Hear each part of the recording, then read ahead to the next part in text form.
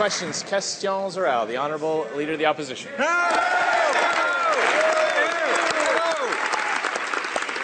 Mr. Speaker, the Prime Minister has failed to answer clear questions about his ill-defined military deployment in Iraq.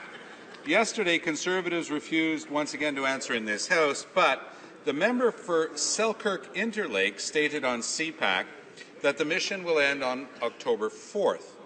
Will the Conservative government confirm that the 30-day Canadian commitment in Iraq will indeed end on October 4th? The Honourable Parliamentary Secretary to the Prime Minister. Well, Mr. Speaker, there's a great deal of confusion with respect to the NDP position on Israel. I wonder if the Leader of the Opposition could confirm for me whether Alex Anderson, who identifies himself as a fundraiser at the New Democratic Party, if he speaks for the NDP when he says, F the IDF and all who supports them, I'm sick and tired of the media BS trying to sell lies and hide a effing genocide. Does Alex Anderson speak for the NDP when he says these shameful things? The Honourable Leader of the Opposition. Well, I can understand the confusion. We are in the Middle East and we are under the eyes, but we're talking about Iraq.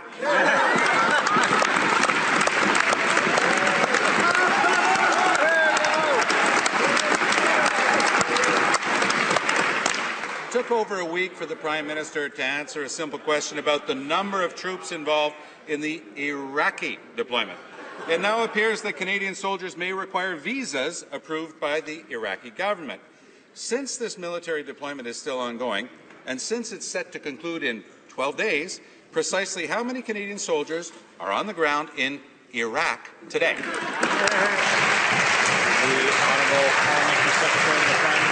Mr. Speaker, what does the Leader of the Opposition not understand? That our friends in Israel are on the front lines combating terrorism, Mr. Speaker. So when people who work for the NDP, like Alex Anderson, who identifies himself as a fundraiser at Canada's NDP, calls that what the Israeli Defense Forces are doing a effing genocide, and calls the media BS for not supporting the fact that they call it a effing genocide, what does he not understand? Israel is on the front lines. Canada will continue to support our friends in Israel. We'll stand up for peace and security around the world. And unlike them, we're not confused by our position.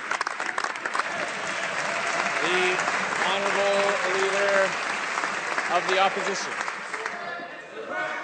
Mr. Speaker, there are rules in the book about question period. You are our arbiter. We ask you to enforce the rules on relevant and on question period.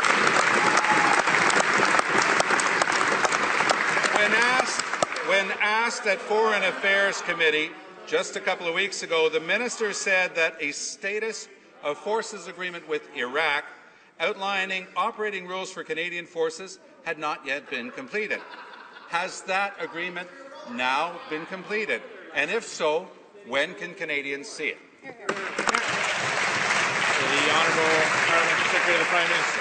Again, Mr. Speaker, clearly the Leader of the NDP does not identify or understand the fact that our friends in Israel are on the front lines combating terrorism in the region, Mr. Speaker. That's why on this side of the House we support our friends in Israel, Mr. Speaker. Unlike the NDP, whose position is all over the place, Canada will stand up for Israel, will stand up for freedom around the world, Mr. Speaker. The NDP their supporter calls the NDP an effing IDF, and all those who support it, Mr. Speaker, they claim that the media are ignoring it, call it BS. We'll stand up for Israel. We'll stand up for our...